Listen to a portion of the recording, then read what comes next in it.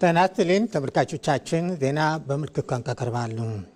ምክትል ጠቅላይ ሚኒስትር ተመስገን ጥሩነህ ኢትዮጵያ አስተማማኝ የዲጂታል አገልግሎት ተደራሽ ለማድረግ እየሰራች መሆኑን ገለጹ።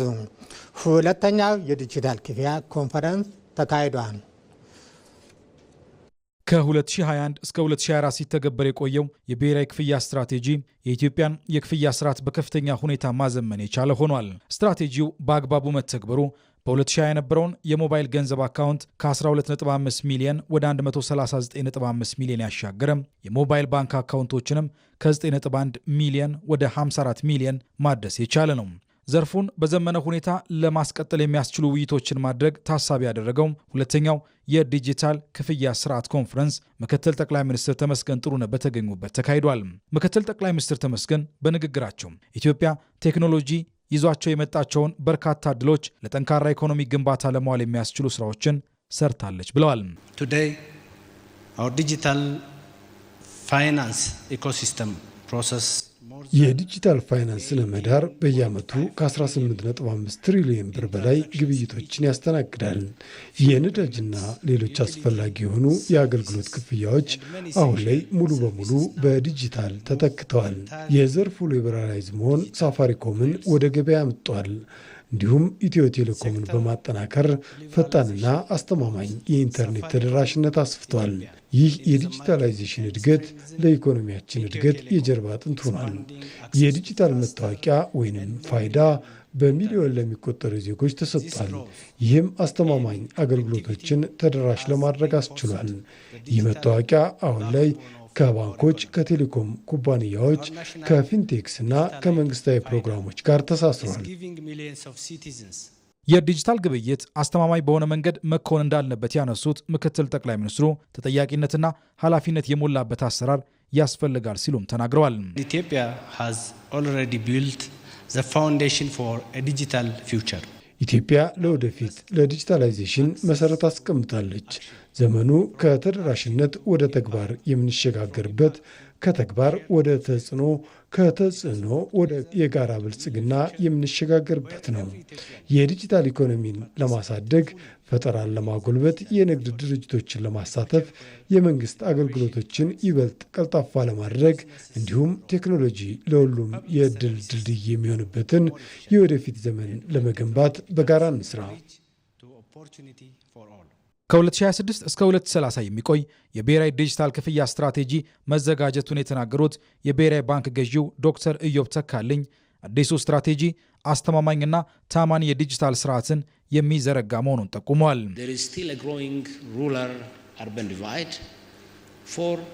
በከተሞችና በገጠር አካባቢዎች ያለው ልዩነት ከፍተኛ በመሆኑ ውስን የሆኑና በሸማቾች ዘንድ ፍላጎት ለማሟላት የሚያስችሉ የመሰረተ ልማት ክፍተቶች አሉብን። አሁንም የሸማቾችን አመኔታ የሚሸረሽሩ የሳይበር ደህንነትና የማጭበርበር ስጋቶች አሉብን። በመጨረሻም አስተማማኝ የሆነ መደላደል መፍጠር ብንችልም የዳታ መጋራት ስርዓታችን ውስንነትና የአሰራር ደንቦች ተግዳሮት አለብን። ይህንን ችግር ለመፍታት የሚያስችል አዲስ ስትራቴጂ መንደፍ ችለናል። ኢትዮጵያም በፍጥነት እያደገ ያለ የዲጂታል የፋይናንስ ግብይት ማዕከል እየሆነች ስለመምጣቷም በመድረኩ ላይ ተነስቷል። የኢትዮጵያ ብሔራዊ ምርጫ ቦርድ 7ኛው ጠቅላላ ምርጫ የጊዜ ሰሌዳ ይፋ አደረገ። በዚሁ መሰረት የምርጫ ድምፅ የሚሰጥበት ቀን ግንቦት 24 ቀን 2018 ዓ.ም እንደሆነ የጊዜ ሰሌዳው አመልክቷል። ቦርዱ እስካሁን ስለሰራቸው የቅድመ ምርጫ ስራ በተመለከተና ተያያዥ ጉዳዮች ዙሪያ ለመገናኛ ብዙሃን ጋዜጣዊ መግለጫ ሰጥቷል።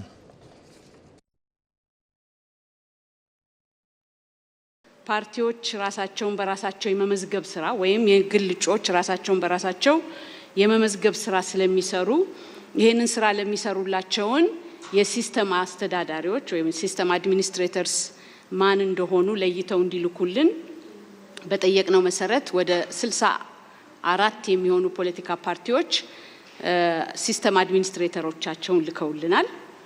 ከዛ በመቀጠል እንግዲህ ኋላ በዝርዝር ሰሌዳው ላይ እንደምታዩት እነዚህን ሲስተም አስተዳዳሪዎቻቸውን ቦርዱ ስልጠና ሰጥቶ የእጩዎች ምዝገባ ከሚጀመርበት ጊዜ ጀምሮ ይሄንን ስራ ይሰራሉ ማለት ነው።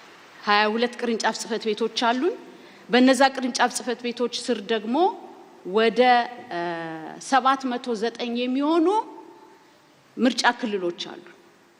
አሁን ቦርዱ የቅጥር ስራ እየሰራ ያለው ለምርጫ ክልል አስፈጻሚዎች ነው። ከዛ ቀጥሎ ወደ ታች ሲወርድ የምርጫ ጣቢያ አስፈጻሚዎች የሚባሉ አሉ። የምርጫ ጣቢያ አስፈጻሚዎች ማለት መራጮችን የሚመዘግቡ በምርጫ ቀን ምርጫን የሚያስፈጽሙ ማለት ነው። ስለዚህ በአሁኑ ጊዜ ቦርዱ እያደረገ ያለው የምልመላ ስራ በምርጫ ክልል ደረጃ ያሉትን አስፈጻሚዎች የመቅጠር ስራ ነው። በኢትዮጵያ የቆየ የሀገርነት ታሪክ ቢኖርም ጠንካራ የሀገረ መንግስት ግንባታ ማድረግ አለመቻሉን ተገለጸ። የመደመር መንግስት በኢትዮጵያ ጠንካራ ሀገረ መንግስት ግንባታ እውን ለማድረግ እየሰራ ይገኛል። ኢትዮጵያ እልፍ ዘመናትን ያስቆጠረ የሀገርነት ታሪክ ቢኖራትም ተገንብቶ ያለቀ ጠንካራ ሀገረ መንግስት ግን አልፈጠረችም። ኢትዮጵያን የመምራት እድል ያገኙ መንግስታት ሁሉ አፍርሶ ከዜሮ መጀመርን በመምረጣቸው ጠንካራ ሀገረ መንግስት እንዳይገነባ ዋነኛ ምክንያት ተደርጎም ይወሰዳል። ኢትዮጵያ ያልተቋረጠ ቀደምት የመንግስት ስርዓት ያላት ሀገር ብትሆንም ቅሉ በሂደቱ ፍጹም ዲሞክራሲያዊና ቅቡልነት ያለው ሀገረ መንግስት መገንባት ግን የውሃ ሽታ ሆኗል። ከስርዓት ለውጥ ጋር አብረው የሚፈርሱ ተቋማት፣ ለፓርቲና ለስርዓት ግልጋሎት ብቻ ደፋ ቀና የሚሉ ተቋማት መኖር እስካሁን ድረስ ጠንካራና ቅቡልነት ያለው ሀገረ መንግስት እውን እንዳይሆንም አድርጓል። ከዚህም ባሻገር እንደ ሀገር ችግሮች ሲያጋጥሙ ለመፍታት የሚካሄድበት መንገድ በራሱ በጥበብና በአርቆ ሀሳቢነት የታገዘ ለመሆኑ በሀገረ መንግስት ግንባታው ላይ አሉታዊ ተጽዕኖም አድርጓል። የሀሳብ ልዕልናን የማይቀበለው የፖለቲካ ፖለቲካችን ምን አደረገው? ባለፉት 50 60 70 ዓመታት አንደኛ ለፖለቲካ ገበያ ክፍት አደረገው። ሁለተኛ ጽንፈኝነት፣ አክራሪነትና ግጭት በየጊዜው እንዲቀሰቀስ መነሻ ሆኗል። ስለዚህ ፖለቲካችን የሽፍታን እየወለደ ሄደዋል ማለት። ለነገ ከማሰብ ይልቅ ዛሬም ብቻ እንደሚሉ አይነት እኔ ከሞትኩ ሰርዶ ምን ይሰራል ይሉት አስተሳሰብ ሀገርን በእጅጉ ወደ ኋላ አስቀርቷል። ደርግ ሲመጣ ልክ እንደ መሬት ሁሉንም ቢሮክራሲውን ምን የወረሰው በሂደት ምንድን ነው የተደረገው? ሁሉም አካላት የኢሰፓ ራዕይ፣ የኢሰፓ መሪ፣ የኢሰፓ ኦብጀክቲቭ አስፈጻሚ ነው የሆኑት። መከላከያ ውስጥ ብንገባ ለምሳሌ ከጀነራሎቹ በላይ ወታደራዊ ኮሚሳሩ ነበረ ከፍተኛ ስልጣን ያለው። ያ ደግሞ የፓርቲው ስትራክቸር ነው፣ ለፓርቲው ተጠሪ የሆነ ማለት ነው። ኢህአዴግ ወደ ስልጣን ሲመጣ ሁሉም ድርጅት የአብዮታዊ ዴሞክራሲ ተልእኮ የሚያስፈጽም የተደረገው። መከላከያው ኢትዮጵያዊ ከመምሰል ይልቅ ፓርቲውን ወደ መምሰል፣ ደህንነቱም፣ ፖሊሱም፣ ሰብአዊ መብት ኮሚሽን የሚባል ነበር፣ ምርጫ ቦርድ የሚባል ነበረ። እነዚህ የዲሞክራሲ ተቋማት የሚባሉት ማለት ነው ነበሩ በስም ግን የአብዮታዊ ዴሞክራሲ አገልጋዮች ስለነበሩ ችግር ነበር። ቅቡልነት ያለው ጠንካራ ሀገረ መንግስት እውን ለማድረግ የመደመር መንግስት ለኢትዮጵያ ስብራት ምክንያት የሆኑ ብልሹ የፖለቲካ ባህል መታከም እንዳለበትም ያስቀምጣል። ትናንትን ከዛሬ ዛሬን ከትናንትና ከነገ ካላስተሳሰርን የጋራ ነገ የለንም ብሎም ያምናል። በተሰበረ ድልድይ ባልጸናም መንሰላል ወደ ተሻለ መዳረሻ መሻገር አይቻልም። ይልቅ በትናንት መልካም ስራዎች ዛሬን እየደመርን ለነገም መሰረት እያስቀምጥን እንጓዛለን የመደመር መንግስት ሳቢ ነው። ከእንዲህ አይነቱ ስር የሰደደ የውድቀት ጉዞ ሀገርን ለማውጣትና ለጠንካራ ሀገረ መንግስት ግንባታ ነፃና ገለልተኛ እንዲሁም ብቃት ያላቸው ተቋማትን መገንባት መፍትሄ አድርጎ የመደመር መንግስት እየሰራም ይገኛል። መደመር አፍርሶ የመጀመር የፖለቲካ ባህል ለኢትዮጵያ አይጠቅምም፣ መቆም አለበት ብሎ ያምናል። ስለዚህም ማስተካከል፣ ያለፉ ስህተቶች የሚያርም የሚያርቅ፣ ማስፋት የቀደሙ ድሎች ጠብቆ የሚያሰፋ፣ ማበርከት ለዛሬና መጪው ትውልድ ጥቅምና ፍላጎት የሚሰራ ሐሳብና ተቋም፣ ሀብት፣ ወረት ማንበር ማቆየት ያስፈልጋል። የሀገረ መንግስት ግንባታ ጅምሩ ከግቡ እንዲደርስ ጠንካራና የማይናወጥ ተቋማዊ መሰረትም እንዲኖረው ማድረግም ግድ ይላል። የሀገር ግንባታ ፕሮጀክት አጀማመሩም ከዚህ መሰረታዊ አስተሳሰብ በመነሳት ኢትዮጵያውያን ያለፉትን ጥሩና ጥሩም ያልሆኑ ታሪኮችን ተቀብለው የአሁኗን እና የወደፊቷን ኢትዮጵያ በኩልና በህብረ ብሔራዊ አንድነቷ ለማጽናት ትልቅ አበርክቶትም ያደርጋል። የመደመር መንግስት ደግሞ ሀገረ መንግስት ግንባታው በትውልድ ቅብብሎች የሚጸና የእያንዳንዱ ዜጋ አሻራ ውጤት የሚታይበት እንዲሆን ለማድረግም ሰራ ስለመሆኑ ማሳያዎቹም በርካታ ናቸው።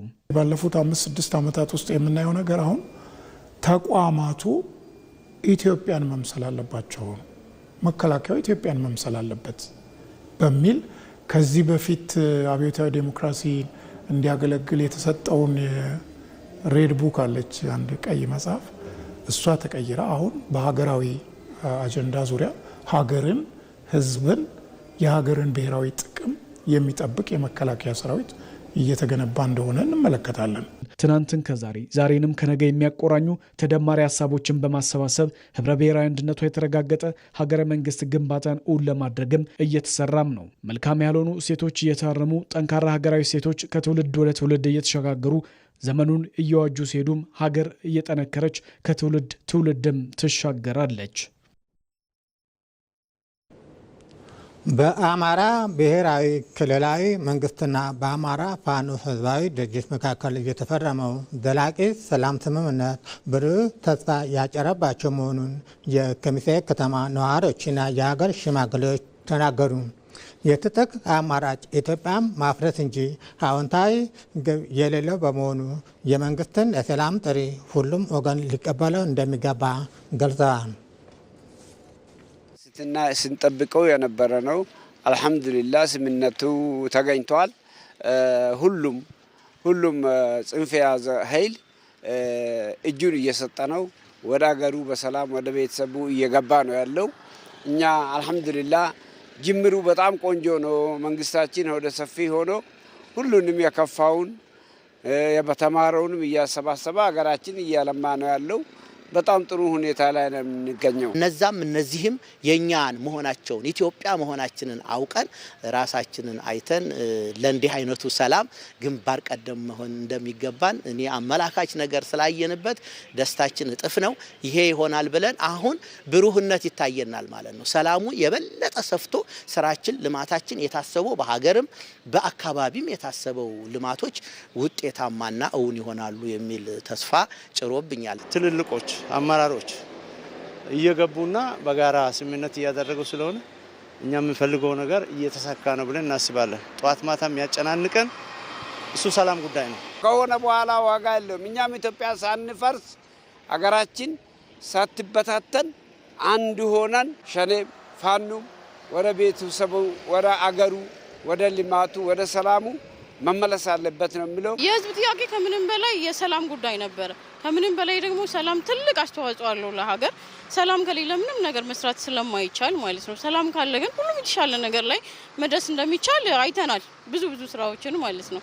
በይበልጥ ሞር ኮሪደር ልማቶች፣ የመንገድ ስራዎች በጣም የተሻሉ ነገሮች እያየን ነው። ከሰላም ውጪ ሌላ አማራጭ ከመዋየት ውጪ በሌላ መንገድ የሚመጣ ውጤትም የለም። በመጨረሻም የጉጂ ዞን ነዋሪዎች ንጹህ የመጠጥ ውሃ በማግኘታቸው ከዚህ ቀደም የነበረባቸው ችግር መላቀቃቸውን ገለጹ። በዞኑ የተገነባው የንጹህ የመጠጥ ውሃ ፕሮጀክት ተጠናቆ አገልግሎት መስጠት ጀምሯል።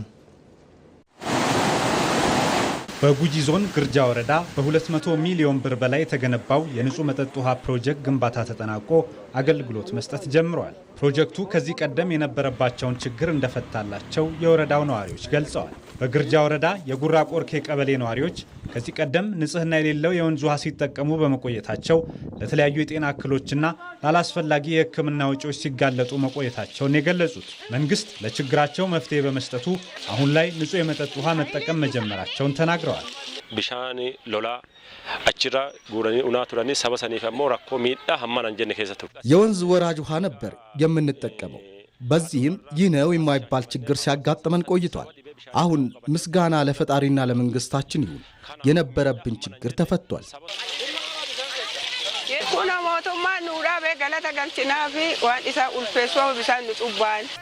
አሁን ይኸው መንግስት ይህንን ገንብቶልናል፣ እናመሰግነዋለን። ንጹህ ውሃ አግኝተናል። ንጹህ ውሃ ባለመጠጣት የሚመጡ የጤና ችግሮችም አሁን ይፈቱልናል። ማቲንቴ ነፊፉ ገራ ካሳአኒ ሚደንቴ አዶቲንቴ ነገራ ካሳ ሚደንቴ ልጆችና ወላጅ እናቶች ለጤና ችግር ይጋለጡ ነበር። አሁን ይህን ንጹህ መጠጥ ውሃ በማግኘታችን በጣም ተደስተናል። የንጹህ መጠጥ ውሃ ፕሮጀክት ግንባታው መንግስት የህብረተሰቡን ችግሮች ለመፍታት ያለውን ቁርጠኝነት እንደሚያሳይ የግርጃ ወረዳ አስተዳደር ጽሕፈት ቤት ኃላፊ አላዛር ቆሬቲ ተናግረዋል። ህብረተሰቡም የልማት ፕሮጀክቶችን በባለቤትነት እንዲጠብቃቸው ነው ጥሪ ያቀረቡት። ለብዙ ዓመታት ህብረተሰቡ ንጹህ ውሃ ባለማግኘቱ ለበሽታ እየተጋለጠ የሰው ህይወትም ያልፍ ነበር። መንግስት ለፕሮጀክቱ ትኩረት በመስጠቱ ሊጠናቀቅ ችሏል። ህብረተሰቡም ይህንን ፕሮጀክት የራሱ ሀብት መሆኑን አውቆ እንዲጠብቀው ማስገንዘብ እፈልጋለሁ። የጉጂ ዞን የመስኖ ልማትና አርብቶ አደር ጽሕፈት ቤት ኃላፊ ዶክተር ገዳ ሼንዶ ባለፉት 5 ዓመታት መንግስት ለአርብቶ አደሮች ልማት ከፍተኛ ትኩረት ሰጥቶ እየሰራ መሆኑን የገለጹት ወጎታን ሸናን ደርባኒያስ ጥየፈናን አዳት ከነመ ከሰጡ ቢፈዳትን ናኖርሲሰ ቡላት ምሶምኒ ካለፉት 5 ዓመታት ወዲህ ለአርብቶ አደሩ አካባቢ ልዩ ትኩረት በመሰጠቱ የተለያዩ የልማት ስራዎች እየተከናወኑ ይገኛል። በዚህ ወረዳ የተገነባው የውሃ ፕሮጀክትም የዚሁ አካል ነው። የኦሮሚያ ክልል የአርብቶ አደር መስኖ ልማት ቢሮ ፕሮጀክቱ እንዲጠናቀቅ አስፈላጊውን ድጋፍና ክትትል በማድረጉ ሊጠናቀቅ ችሏል። ዘገባው ዜናው አበቃ። ከቀሪ ፕሮግራሞቻችን ጋር መልካም ቆይታ